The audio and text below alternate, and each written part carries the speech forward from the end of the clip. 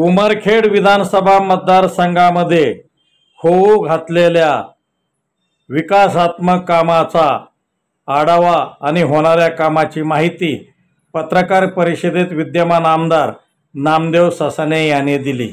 नमस्कार, मी आहे आपला मित्र डॉक्टर आंबेजोगाईकर आणि आपण पाहत आहात अग्निबाण लाईव्ह न्यूज चॅनल।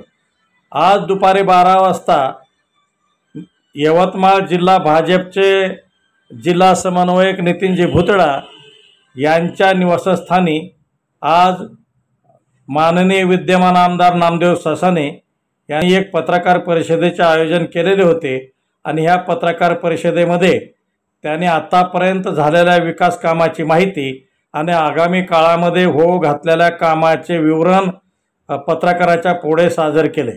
उमरखेड शहराला जवळपास 40 नवीन इलेक्ट्रिक आणि CNG बसेस येणार असल्याची माहिती दिली।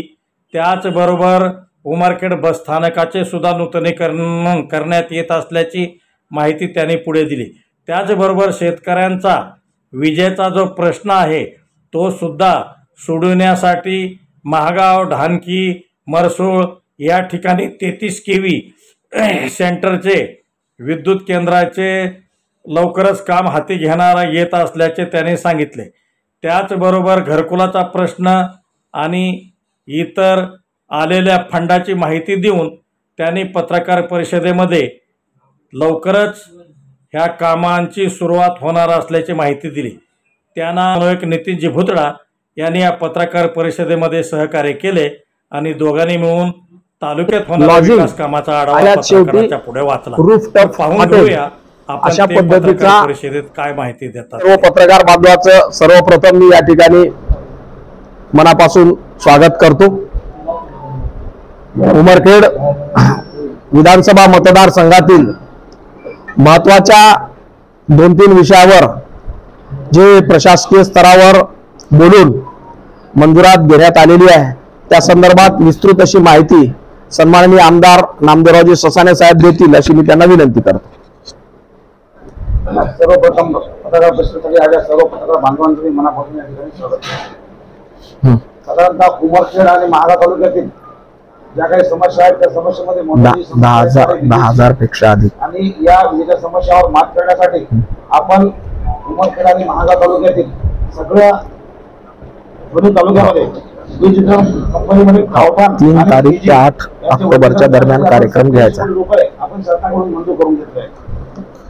तसंच प्रत्यक्ष कामाला सुरुवात झाली असून या गोष्टीमुळे साधारणतः 8 तास शेतीला आणि 24 तास निवासाकरता आपण त्या ठिकाणी वीज प्रत्येकाला मिळणार आहे। यामध्ये यासोबतच आपण दोन्ही तालुक्याला साधारणतः 180 ट्रान्सफॉर्मर त्या ठिकाणी मिळण्याची आपल्याला मिळाले आहे।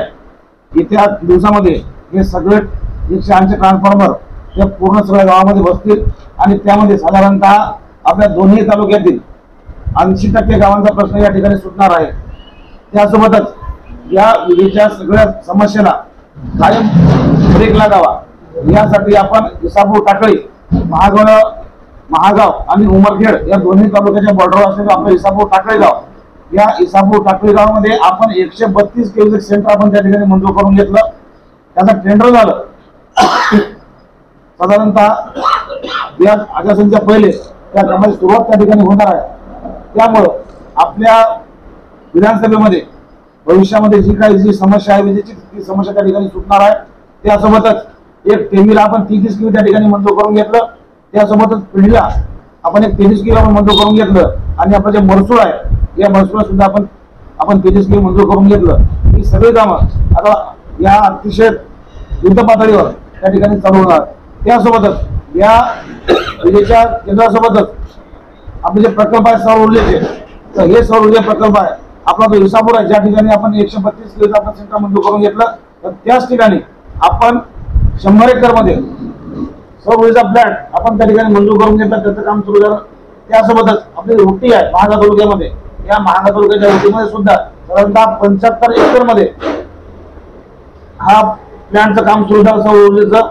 आणि आता परत पुन्हा खडका आहे, या खडकामध्ये सुद्धा 85 एकर मध्ये सौर ऊर्जेचा प्लॅंट त्या ठिकाणी आता पुढच्या 7 दिवसात त्या ठिकाणी चालू होणार आहे। आणि त्यासोबतच त्या ठिकाणी पॉवर स्टेशन 33 केवीचं सौर ऊर्जा पॉवर स्टेशन सुद्धा आपण खडकीला आपण या ठिकाणी मंजूर करून घेतलं.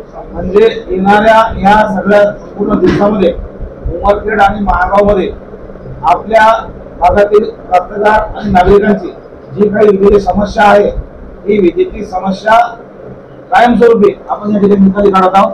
कारण आतापर्यंत जे काही झाले हे सगळ्या पूर्ण मलमपट्ट्या झाल्या, पण आपण जे काही काम करत आहोत हे सगळं टोटली कम्प्लिटली आपण पूर्ण या विजेच्या कामाचं पूर्ण आपण ऑपरेशन करत आहे. त्यासोबतच साधारणतः एकूण 40 गावाचं फिडर सेपरेशन म्हणजे एजी पंप वेगळा आणि फिडर पंप आपला एजी पंप वेगळा आणि गावठाण वेगळं. यापूर्वी होतं असं की एजी पंप आणि गाव हे दोन्ही एकाच लाईनवर होते, त्यामुळं जर गावची जर लाईन जर गेली तर त्यासोबतच सिटीची पण लाईन जायची आणि जेव्हा सिटीची लाईन गेली तेव्हा गावची लाईन जायची. आता अशा प्रकारे न होता फिडर सेपरेशनच्या माध्यमातून आपण 40 गावाचं आपण फिडर सेपरेशन आपण काम सुरू केलं. त्यामध्ये बऱ्याच गावाचं काम त्या ठिकाणी पूर्ण झालं. त्यामध्ये ब्राह्मणगाव, बिट्टरगाव, त्याच्यासोबतच आपला अभिनंदन गांजेगाव ही सगळी जी गाव आहे या फिडर सेपरेशनचं काम त्या ठिकाणी पूर्ण झालं आणि बाकीचे काम चालू आहे. यामुळं जी ग्रामीण भागातील जी काही गावं आहेत या गावांना पूर्णत्वाकडे त्यांना पूर्ण लाईन मिळणार आहे. त्यासोबतच देशमुख साहेब बसलेले आहेत. मागच्या जवळपास साधारणतः बऱ्याच दिवसापासून महसूलच्या परिसरात जवळपास 6 गावांचा प्रश्न होता, 5 गावांचा प्रश्न होता. तो 5 गावांचा प्रश्न आपण बैठक घेऊन त्या ठिकाणी कायमस्वरूपी निकाली काढला.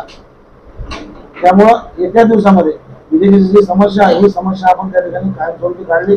कारण 132 एक सेंटर आणि एकूण 33 केवीचे 3 सेंटर आणि सौर ऊर्जेचं एक 33 केवीचं आपण 1 सेंटर अशा प्रकारचे आपण एकूण 4 33 केवी आपण आपल्या मतदारसंघामध्ये आणले. त्यासोबतच सायलेंटली उमरखेड शहरामध्ये आपलं जे बसस्थानक आहे या बसस्थानकाची आतमध्ये जी अवस्था होती ही अवस्था अतिशय बिकट होती. तुम्ही सगळ्यांनी बघितले आतमध्ये मोठ्या प्रमाणामध्ये खड्डे होते आणि त्या खड्ड्यामुळं जे काही आपले प्रवासी होते, गाड्या होत्या, ड्रायव्हर होते, त्या सगळ्या लोकांना या सगळ्या गोष्टीचा खूप त्रास त्या ठिकाणी सहन करावा लागला होता. मोठ्या प्रमाणात धूळ उडत होती.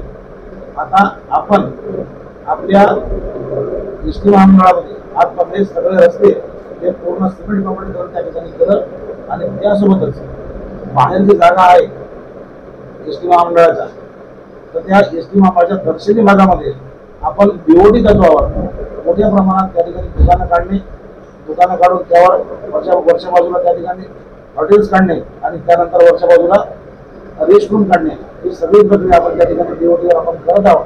त्यामुळं या सगळ्या गोष्टीमध्ये उमरखेड शहराचा अतिशय चांगला चेहरा या ठिकाणी बदलून उमरखेड शहराच्या विकासामध्ये फार मोठ्या प्रमाणात त्या ठिकाणी भर पडणार आहे. त्यासोबतच ग्रामीण भाग मग उमरखेड असो महागाव तालुका असो या भागातील सगळ्या कर्तव्यधारकांना त्यांना त्यांचं हक्काचं घर मिळावं. कारण 2024 पर्यंत प्रत्येकाला घर मिळालं पाहिजे ही मोदी साहेबांची जी इच्छा होती. तर त्या अनुसरून आपल्या उमरखेड तालुक्यासाठी साधारणतः 6,500 रोजगार आपण मंजूर करून आणले. त्यासोबतच महागाव तालुक्यासाठी आपण एकूण 4,500 रोजगार आपण या ठिकाणी मंजूर करून आणले. त्यामुळं जे काही गरीब बांधव आहेत ज्यांना आपल्या स्वतःच्या घराचं स्वप्न आपण त्या ठिकाणी पाहतो, प्रत्येकजण आपल्या घराचं स्वप्न पाहतो, त्या प्रत्येकाला आपल्या घराचं स्वप्न होणार आहे. त्यामुळं आम्हाला या मतदारसंघासाठी जेवढं जे काही करता येईल ते सगळं पूर्ण आपण या ठिकाणी करण्याचा प्रयत्न केला करत आहोत. त्यासोबतच जंगल भागातील सगळे रस्ते आजपर्यंत जंगल भागातील जे काही रस्ते होते त्या सगळ्या रस्त्यावर आपण पूर्ण पैसे टाकले, त्यांची टेंडर झाली. त्या 8 दिवसामध्ये जंगल भागामधून ते आणखी बिट्टरगाव असो, त्यानंतर बिट्टरगाव, मोरशेंडी, मराठी असो, आणखी बिट्टरगवली, सोनगाव, बोरी, खर्डी, गाडी हा रस्ता असो, या सगळ्या रस्त्यावरचे पूर्ण आपण टेंडर केले. काही फॉरेस्टच्या अडचणी होत्या, साधारणतः बोरी ते गाडी इथपर्यंत जी काही फॉरेस्टची अडचण होती ती फॉरेस्टची अडचण 2 दिवसामध्ये या ठिकाणी दूर होईल आणि निश्चितच या सगळ्या रस्त्यांचे भूमिपूजन आपण येत्या 8 दिवसामध्ये या ठिकाणी करतो.